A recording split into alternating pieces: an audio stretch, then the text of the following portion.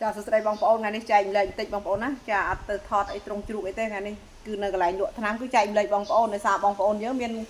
ចាការខមមិនជាច្រើនចាអញ្ចឹងរើសខមមិនមួយមកឆ្លើយតបបងប្អូនណាចាបងប្អូនខ្លះក៏សួរថាបងមេជ្រូកបងឯងទុកចាកូនម៉ានសាបានបញ្ចេញណាបងប្អូនអញ្ចឹងខ្ញុំបញ្ជាក់បន្តិចបងប្អូនកន្លែងនេះយើងចិញ្ចឹមជ្រូកមិនងាយបានទេចិញ្ចឹមមេមិនងាយបានផលទេយូរចាកន្ទង់មួយឆ្នាំជាងបានផលណាបងប្អូនណាអញ្ចឹងចំពោះជ្រូកខ្ញុំបងប្អូនបត់ពិសោធន៍របស់ខ្ញុំណាជ្រូកខ្ញុំជ្រូកមេខ្ញុំទុកយកកូនចាមេខ្លះដល់12សាហើយកន្លែងនេះខ្ញុំបញ្ជាក់បងប្អូនបន្តិចបើសិនជាមេជ្រូកនឹងនៅមានសុខភាពល្អនៅផ្ដល់អត្ថប្រយោជន៍ឲ្យយើងដូចថាកូនវានៅតែច្រើនកូនវានៅតែល្អមេវានៅតែខ្ចីចាមេសុខភាពល្អអានឹងយើងបន្តយករហូតទាល់តែវាលែងមានកូនច្រើនឬសុខភាពវាមិនល្អអានឹងចាំយើងបញ្ចេញអានឹងចំពោះខ្ញុំណាចាំចំពោះបងប្អូនអ្នកដតីអ្នកខ្លះគេថាយក3សា4សា3 4សាហ្នឹងពងពេញទេបងប្អូនពងពេញស្អាតពេញល្អហើយអញ្ចឹងខ្ញុំអត់ទេខ្ញុំទុកទាល់តែជ្រូកនឹងវាចាផលមកចាបានតិចអានឹងចាំយើងបញ្ចេញទៅបើសិនតែវានៅសុខភាពល្អនៅកូនច្រើនកូនវានៅល្អសួរឲ្យយើងត្រូវបញ្ចេញធ្វើអីបងប្អូនចាជ្រូកមេមួយមិនងាយបានផលទេតម្រាំនឹងបានផលមួយឆ្នាំជាងតែមេខ្លះមេដបោកបានកូនតែមួយអីហ្នឹងបងប្អូនគិតមើលហើយយើង2 3សាឬក៏4សាយើងបញ្ចេញចោលឬក៏5សាបញ្ចេញចោលវាខាតតែពេលវេលាយើងតែរើសតែមេថ្មីឯងបងប្អូនដឹងហើយមេកំមុំខ្លះកូនសាទី1 2 3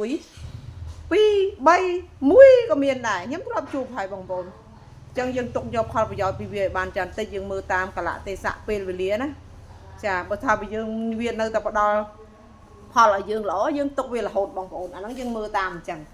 គ្មានអីពិបាកមើលទេរឿងជ្រូកមេមិនបាច់ស៊ូថាបងទុកមេប្រហែលសាលក់ចោលអត់បាច់ទេបងប្អូនសំខាន់យើងសម្លឹងមើលភាពជាក់ស្ដែងថាតើវាផ្ដល់ផលឲ្យយើងនឹងកម្រិតណាវាចុះឬក៏វាឡើងសុខភាពមេនឹងវាល្អឬក៏មិនមេនឹងវាចាស់ឬក៏ខ្ចីចាទៅពោះជ្រូកខ្ញុំមេខ្ញុំកូន10សាជាងហើយនៅខ្ចីញញបងប្អូនសាច់អាឡូងស្រល់ធាត់ក្តិចចេញខ្លាញ់ចាវីតាមីនបងប្អូនណាបើវាទៅវីតាមីនសម្រាប់មេពោះរក្សាគួរយើងបើវាឲ្យស៊ីរាល់ថ្ងៃគឺកូនមេស្អាតហើយស្បែកស្អាតហើយដឹងមេចាស់ហេដូចតែយើងអញ្ចឹងតែយើងមានសាច់ឈាមយើងស្អាតធូរធារមូលហេតុអីយើងស៊ីគ្រប់គ្រាន់មហូបអាហារយើងរបស់យើងហូបចុកវាល្អហើយចាអញ្ចឹងក៏សាច់វាស្អាតតាមនឹងដែរហើយតែគ្នាអត់ស្បែកជ្រីវជួញចាមុខជួមអាហ្នឹងគ្នាចាអត់ហើយចាអញ្ចឹងវាអត់ខុសគ្នាអីទេពីមនុស្សយើងហើយពីសត្វវាអត់ខុសគ្នាអីទេតែស៊ីដិតដល់ស៊ីវីតាមីនស៊ីអីរបស់បបបើវាត្រឹមត្រូវគឺវាស្អាតអញ្ចឹងបងប្អូនយើងឈប់ឆ្ងល់ចាហ្នឹងហើយបងប្អូនយើងកុំភ្លេចណាថ្នាំជ្រូកមានបោះតាច់មានសពគ្រប់កើតឲ្យក្តៅទាំងហោះអត់ទឹកដោះអត់ស៊ីបាយបងប្អូនណាមិនបាច់ភ័យមិនបាច់ខ្វល់ចាជួយបាន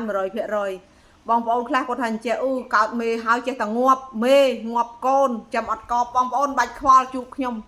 ជួយបាន100%ចាមិនបាច់ខ្វល់មេកើតខ្លះមេងាប់បងប្អូនខ្លះគាត់ដឹងទេមេកើតឲ្យក្តៅទាំងហោះអត់ស៊ីបាយទាំងហោះងាប់អាហ្នឹងគាត់ថាចិញ្ចឹមអត់កប់អត់មានបញ្ហាទេកន្លែងនេះគឺជួយបាន100%មិនបាច់ភ័យបងប្អូនចិញ្ចឹមសាជាថ្មីសាកមើលម្ដងទៀតជាមួយតាច់មើល